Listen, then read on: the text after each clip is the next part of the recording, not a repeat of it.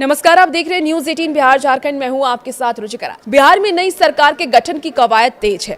नीतीश कुमार आज यानी कि 17 नवंबर को इस्तीफा देंगे और 20 नवंबर को शपथ ग्रहण समारोह होगा, जिसमें कि 10वीं बार मुख्यमंत्री पद की शपथ नीतीश कुमार लेते हुए नजर आएंगे।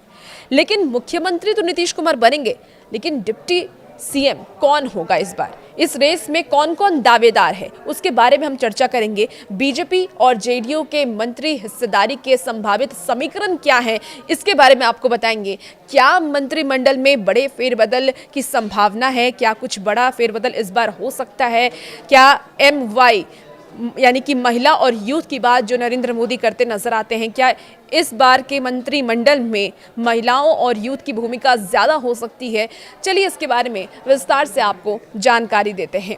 तो देखिए, बिहार विधानसभा चुनाव 2025 में 202 सीटें जीत करके प्रचंड बहुमत हासिल करने वाली राष्ट्रीय जनतांत्रिक गठबंधन यानी कि NDA में अब तक सरकार के गठन को लेकर के अंतिम दौर की कवायद तेज हो गई है। सूत्रों के अनुसार जो जानकारी सामने आ रही है, नीतीश कुमार 17 नवंबर को राज्यपाल को अपना इस्तीफा सौंपेंगे और उसी दिन नई सरकार बनाने का दावा भी पेश करेंगे। सबसे बड़ी खबर यह है कि 20 नवंबर को नीतीश कुमार 10वीं बार मुख्यमंत्री पद की शपथ ले सकते हैं और इस बार के मंत्रिमंडल में बड़ा विस्तार देखने को भी मिलेगा, जिसमें कुल 30 से 32 मंत्री हो सकते हैं, जो कि विधानसभा के क्षमता के अनुसार 36 की सीमा के करीब होगा।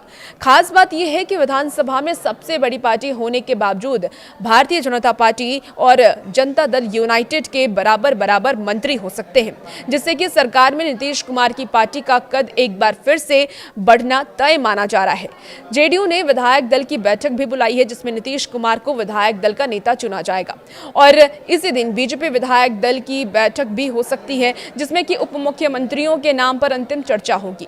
सीएम हाउस के अनुसार आपको बता दें कि सीएम नीतीश कुमार 17 नवंबर को राज्यपाल को अपना इस्तीफा सौंपेंगे और नई सरकार बनाने का दावा भी पेश करेंगे।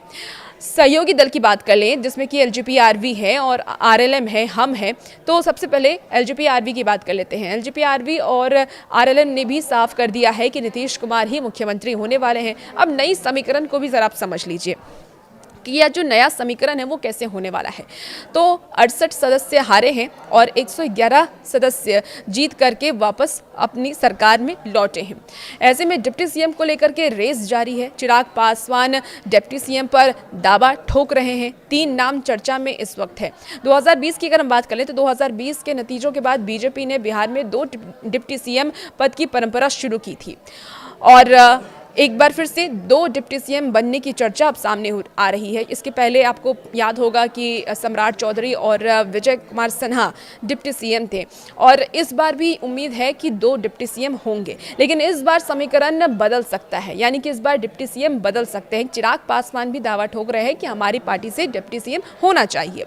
अब पार्टी संभावित मंत्री के मुख्य दावेदार की अगर हम बात करें तो बीजेपी 15 से 16 मंत्री इस बार अपनी पार्टी से बना सकती है, जिसमें कि सम्राट चौधरी, मंगल पांडे और रजनीश कुमार। जेडीयू की तरफ से 14 से 15 मंत्री बनाए जा सकते हैं। पिछली सरकार में जो आपको बात कर लें तो जेडीयू में 10 मंत्री थे, जिन्हें वापस से मंत्रालय मिल सकता है, जो उम्मीद अब तक जताई जा रही है सूत्रों के हवाले से जो खबर है। इसके साथ ही LGP-RV की बात कर लें तो 3 प्रदेश अध्यक्ष, जिसमें कि राजू तिवारी और हमसे एक संतोष मांझी, RLM से उपेंद्र कुशवाहा की पत्नी स्नेहलता दावेदारी में है। इन्हें कोई भी मंत्रालय दिया जा सकता है। अब LGP-RV की तरफ से जो दावेदारी पेश की गई है डिप्टी सीएम को लेकर के, इसमें कौन कौन से नाम है वो भी जरा आप जान लीजिए। देखिए, इस बार डिप्टी सीएम पद पर चिराग पासवान की पार्टी LGP-RV की दबी जुबान में दावेदारी पेश कर रही है, यानी चिराग पासवान का कहना है कि हमें डिप्टी सीएम का एक पद तो चाहिए। अब चिराग पासवान की पार्टी 19 सीटों पर जीत हासिल की है। उन्हें जो 30 सीटें दी गई थी उसमें से 19 सीटें उन्होंने जीत ली है। साथ में NDA में तीसरी सबसे बड़ी भी पार्टी बन गई है। अब डिप्टी सीएम की रेस की अगर हम बात करें तो फिलहाल जो उम्मीदवार हैं वो सम्राट चौधरी हैं बीजेपी की तरफ से, जो अभी पहले भी रह चुके हैं। इसके साथ ही विजय कुमार सिन्हा को बदला जा सकता है, जो अब तक सूत्रों के हवाले से खबर है। रामकृपाल यादव इसमें शामिल हो सकते हैं। मंगल पांडे का नाम की चर्चा भी हो रही है। पिछले सरकार में डिप्टी सीएम रहे विजय सिन्हा को रिप्लेस यहां पर किया जा सकता है। हालांकि वो अभी भी डिप्टी सीएम की रेस में हैं, हो सकता है कि फिर से उन्हें रिपीट कर दिया जाए, लेकिन अभी इसकी संभावना कम है।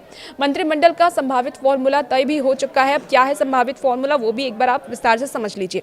देखिए, सूत्रों के मुताबिक इस बार मंत्रिमंडल में 30 से 32 मंत्री हो सकते हैं और पिछली बार के अनुभव के विपरीत इस बार जेडीयू और बीजेपी के बीच लगभग बराबर बराबर मंत्री पद बांटे गए हैं और बांटे जा सकते हैं, जो सूत्रों के हवाले से खबर है। जेडीयू अपने कोटे के मंत्रियों में बड़ा बदलाव नहीं करेगी। पिछली सरकार के 10 मंत्रियों की वापसी लगभग तय मानी जा रही है, यानी कि जेडीयू अपनी तरफ से उन्हीं मंत्रियों को रिपीट कर सकती है, लेकिन बीजेपी में कई नए चेहरे भी देखने को मिल सकते हैं। देखना होगा कि प्रधानमंत्री नरेंद्र मोदी ने जिन बात को दोहराया था, MY समीकरण, महिला और यूथ की बात को दोहराया था, क्या बीजेपी अपने मंत्रिमंडल में महिला और यूथ को जगह देती है? ये देखना बेहद ही दिलचस्प होने वाला है। और ये भी देखना दिलचस्प होने वाला है कि इस बार 2 डिप्टी CM कौन होते हैं। क्या LJPRB की तरफ से कोई डिप्टी CM बनते हैं या फिर पिछले ही डिप्टी CM को रिपीट किया जाता है। और भी ऐसी वीडियोस के लिए बने रहिए न्यूज़ 18 बिहार झारखंड के साथ।